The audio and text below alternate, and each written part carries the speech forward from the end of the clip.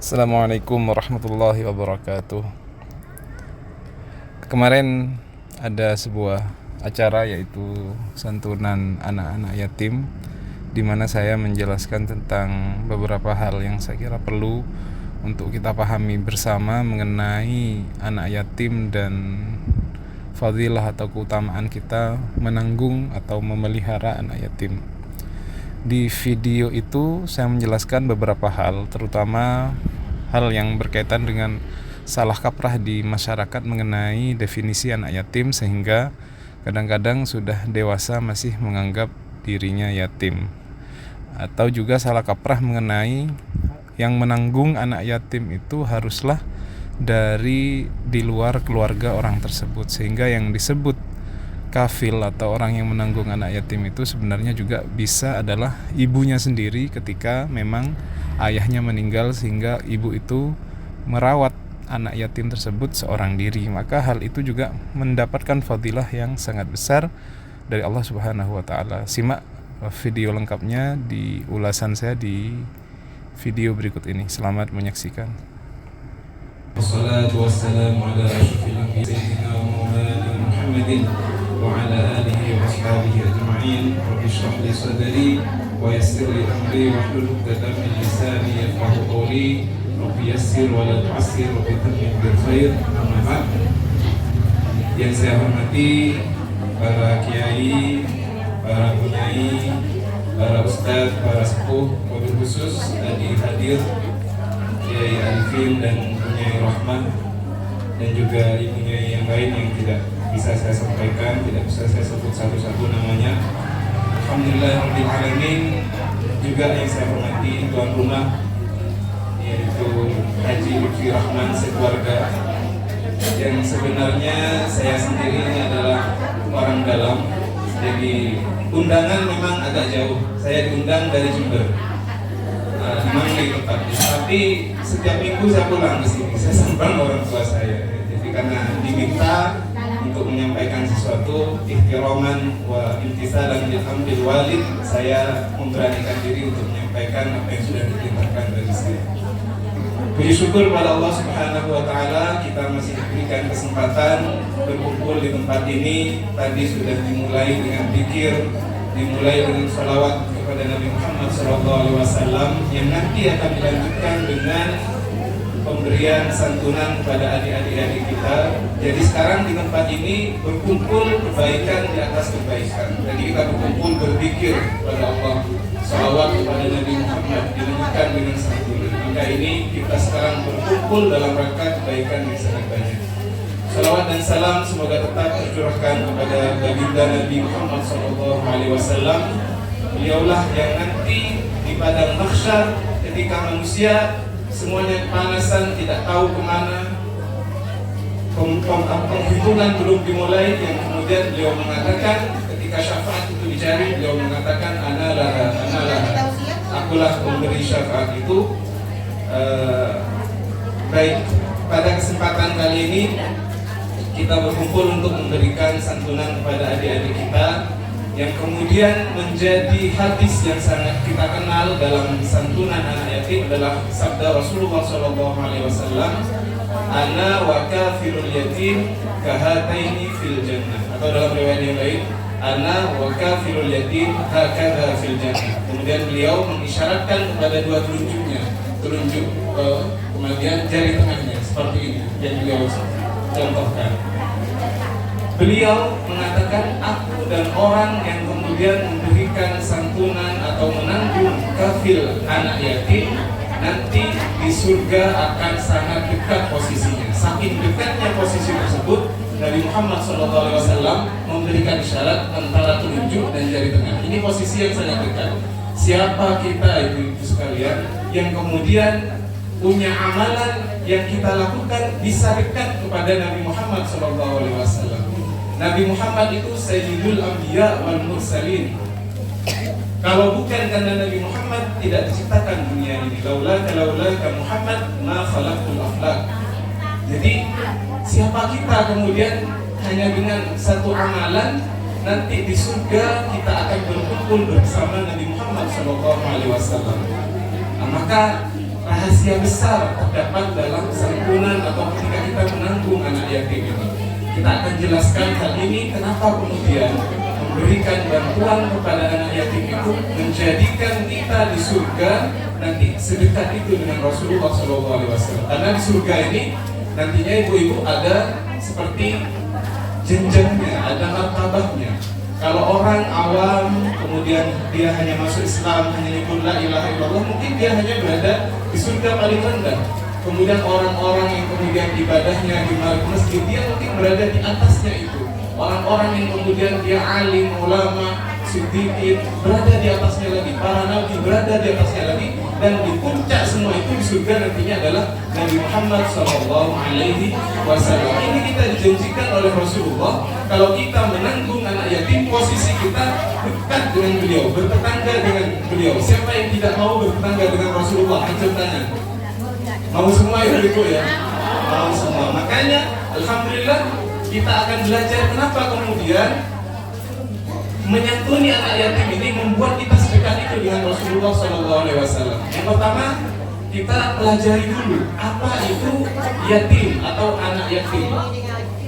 Anak yatim dalam Islam adalah orang yang kemudian kehilangan orang tuanya dan dia masih belum mencapai usia baligh. Usia baligh itu kalau laki-laki dia ihtilam, dia mimpi, kalau perempuan dia haid.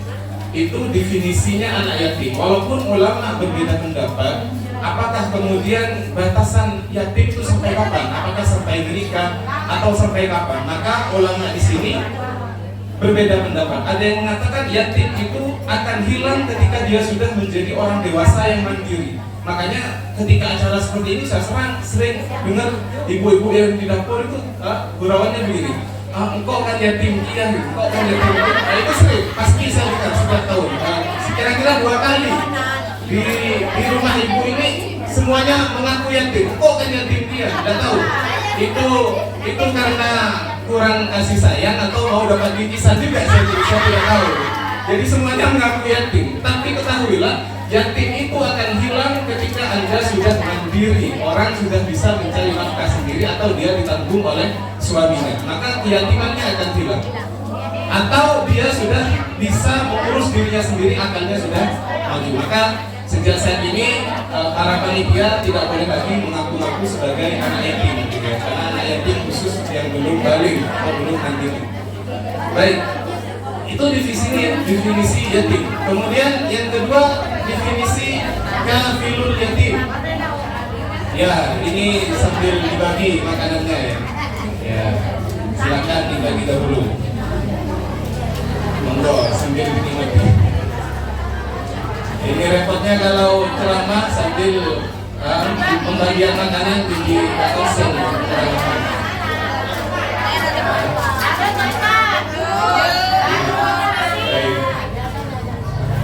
Yang kedua, kafilul yatim. Siapa yang disebut dengan yang menanggung anak yatim itu? Maka yang disebut menanggung anak yatim adalah orang yang kemudian menggantikan posisi kedua orang tuanya. Biasanya di masyarakat yang menggantikan pertama adalah kerabatnya, pamannya, kalau tidak ada saudara daripada ayahnya yang meninggal, atau kalau tidak ada kakeknya. Itu biasanya yang menanggung ketika dia masih punya kerabat.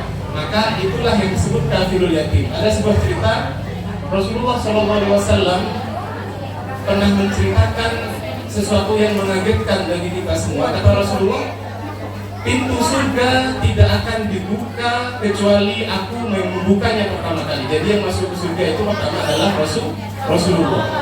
Tetapi tiba-tiba ada ibu-ibu dari Jamiah Manaqib Abdul Qadir, Syekh Abdul Qadir Al-Jilani nyerobot di belakang Nabi, tiba-tiba mengikuti Nabi. Nabi kaget, ini siapa? Kira-kira begitulah kalau bahasa kita ya. Tiba-tiba ada ibu-ibu menyerobot Nabi, mengikuti Nabi, masuk surganya hampir berbarengan setelah Nabi perempuan itu. Kemudian ditanya, apa amalan sehingga engkau masuk surga secepat ini?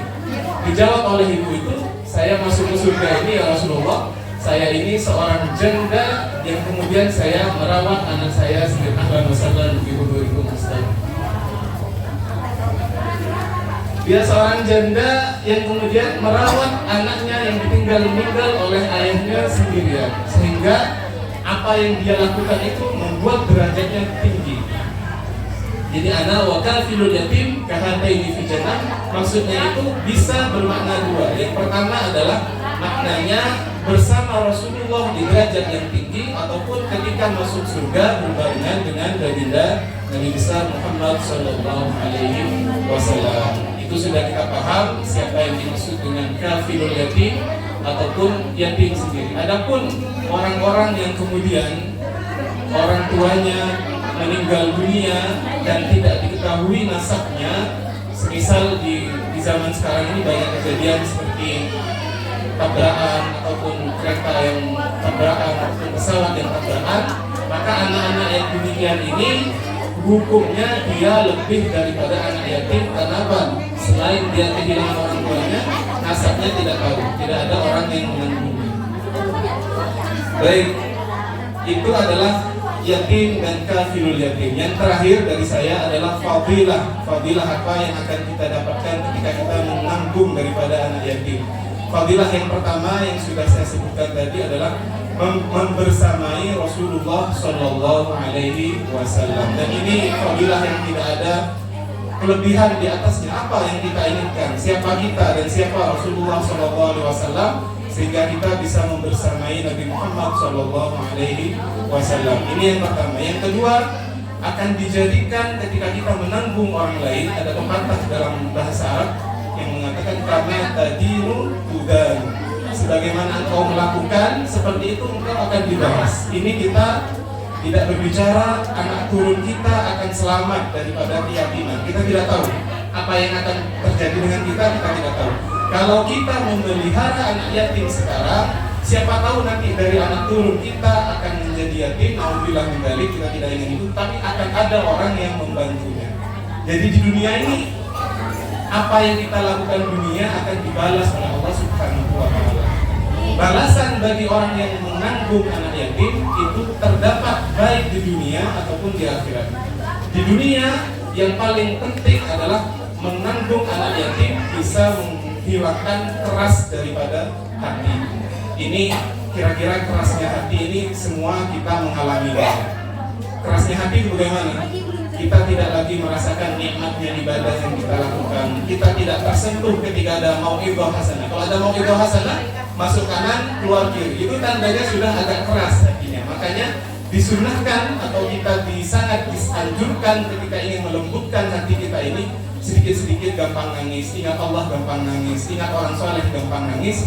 Disunahkan kita kemudian infak. Karena ada sahabat yang datang kepada Rasulullah, ya Rasulullah, saya ini kemudian keras sekali hati saya. Kata Rasulullah, imsah ra'sal yatim, kamu sentuh tuh kepalanya anak yatim. Kenapa? Dalam kita menyentuh kepala anak yatim, dalam hadis yang lain disebutkan kita akan mendapatkan pahala dari setiap helai dari rambut anak itu. Imsah ra'sal yatim wa it'amu ta'am, kata Rasulullah, dan berikanlah makanan kepada orang-orang. Jadi itulah yang kemudian menjadi fadilah.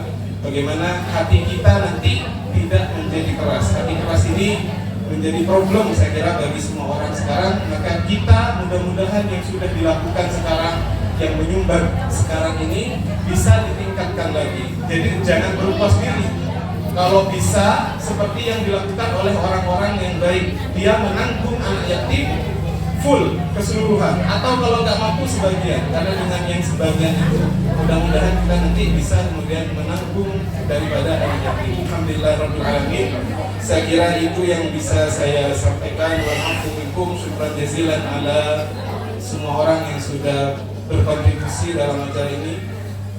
Mudah-mudahan apa yang kita lakukan ini mendapat pandangan daripada Allah Subhanahu wa Ta'ala, dan nanti kita mendapatkan syafaat Rasulullah bersamai Rasulullah Sallallahu Alaihi Wasallam. Ini terakhir ada surprise ya buat adik-adik. Saya ingin memanggil beberapa adik, ya, tidak semuanya, agak jauh, saya berdiri saja. Mohon nanti bisa ke depan. Ini ada surprise dari rumah. Ini cara memilihnya saya bingung. Hanya 3 orang saja, jadi tidak semuanya. Ini caranya bagaimana? Apa pakai? Ke depan gini. Soalnya anak banyak. Anak banyak ya. Iya. Baik. Pertanyaan yang bisa jawab acung tangan. boleh maju ke depan. Pertanyaannya mudah saja. Saya ingin tanya kepada adik-adik ya, adik-adik bukan ibu-ibu. Purpose-nya ini lumayan, bisa buat ibu ya. Adik-adik, ada yang tahu tempat kelahiran Nabi Muhammad? Acung tangan. Di mana Nabi Muhammad lahir? Acung tangan. Acung tangan. Siapa yang bisa? Yang tahu ya? Acung tangan.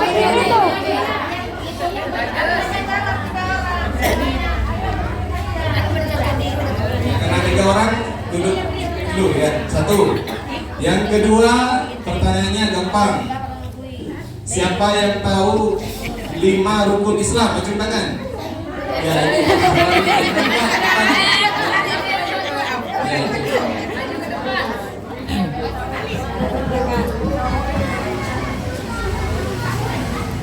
ini terakhir. Yang terakhir pertanyaannya, siapa malaikat yang tugasnya menyampaikan wahyu? Acung tangan. Ya, ada itu. Dia tahu ya. Maju dulu deh pokoknya. Maju dulu. Bagian pertama. Ini dua ya. Jawabannya apa dia? Kak, siapa namanya? Ya, Mbak Aini. Oh iya. Yang kedua siapa?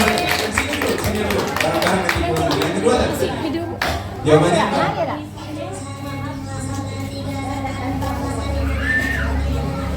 Benar ya Ibu? Ini yang terakhir. Ini saya agak ragu ini bisa jawab apa enggak? Kalau nggak bisa ganti nggak apa. Jawabannya apa? Nak, siapa namanya? Yes. Apa jawabannya? Namanya siapa deh? Jawabannya siapa malaikat yang tugasnya menyampaikan wahyu? Ya. Diganti. Siapa yang bisa? Angkat tangan. Siapa malaikat yang tugasnya menyampaikan wahyu? Ya itu tadi. Ayo Mas.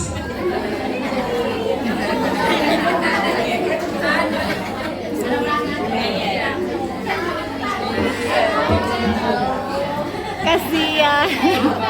Nggak ada. Siapa namanya? Siapa malaikat penyampai wahyu? Salah. Pas sekali. Turun dulu. Ya, berdiri dulu. Mas. Sini. Oke. Siapa malaikat penyampai wahyu? Tadi itu kayaknya menjawab. Yang belakang. Ya, itu tadi. Ayo yang bisa maju. Itu tadi. Lanjut ya, sini.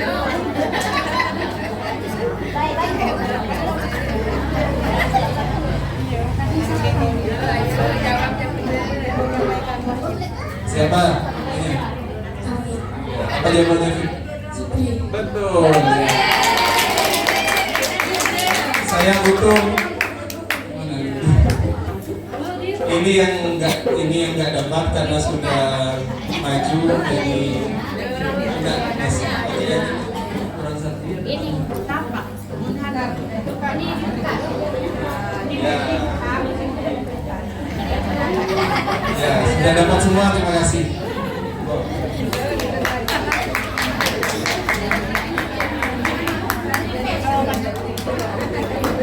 Baik, terima kasih atas perhatiannya.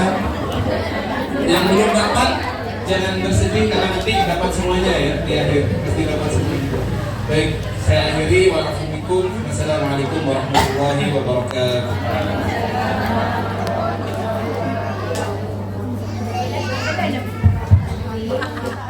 Disampaikan terima kasih, semoga ilmu yang beliau berikan yang manfaat dan barokah. Amin ya robbal alamin. Para hadirin yang berbahagia, rangkaian acara berikutnya yaitu pembacaan doa yang akan disampaikan oleh Al-Mukarram Kiai Haji Muhammad Taufik Hashim. Kepada beliau dihaturkan. Sebenarnya Tuhan yang akan sadar kere fakihah kasih Bapak Ibu sehingga kuning ketua sehingga kuning kaji sesebut omor juga sebutnya mana juga kok lakon guru ngaji kita setuju buku-buku sebenarnya umur sehat walafiat barokah guru dan jenengan jadi anak atau keluarga murid syahud dan masa tentunya akhirat nenek arang sarang sebelum fatihah dibaca sebutnya bapak ibu atau guru dan keluarga nabi sudah diantaranya.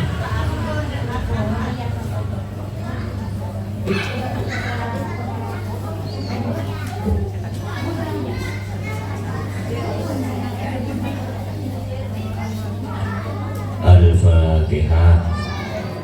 Bismillahirrahmanirrahim.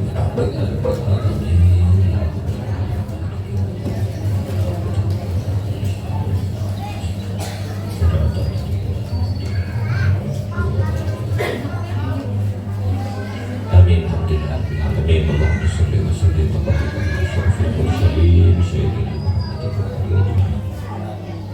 Allahumma shalli ala sayyidina Muhammad abdika wa rasulika nabiyyika wa alihi wa sahbihi wa sallam. Adada ma ahata bihi ilmuka wa ja'ala bihi qalamuka muhkaman bi hukmika. Allahumma ya nabiyyihi fadha'ilus samawati wal ardi ma yaqulu li kun fayakun. Nas'aluka an tusalli ala sayyidina Muhammadin wa ala وأنتم يا نافع حتى سوق الأسكر على اللهم إنا نسألك موجبات رحمتك وعزائم مغفرتك وسلامك وجل ذنوب والغنيمة من كل ذنب والفوز بالجنة والنجاة من النار اللهم إنا جعلنا ذنبا إلا غفرته بما شئت إلا فرجت ولا ضر إلا ولا مرض إلا شفيته ولا دين إلا قضيته ولا صبر إلا يسرته ولا دعاء إلا استجبته ولا حاجة من حوائج الدين والدنيا والآخرة غيرك لتلد قضيتها ويسرتها.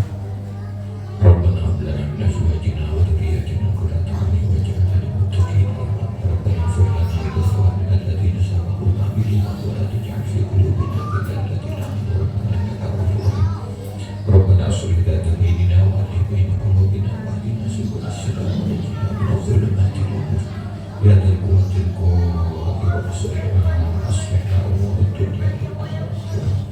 ربنا أصلح أمور المسلمين. اللهم فرج عن أمة محمد. اللهم ارحم أمة سيدنا محمد. اللهم اغفر لهم وترحم أمة سيدنا محمد.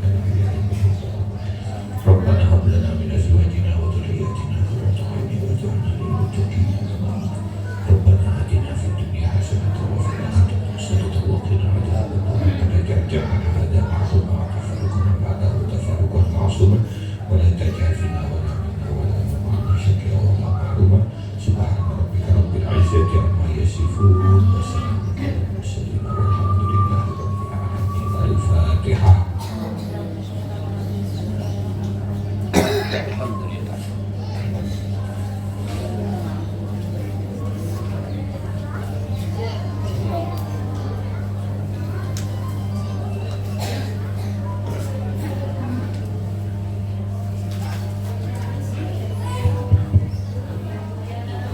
Rangkaian acara berikutnya santunan anak yatim.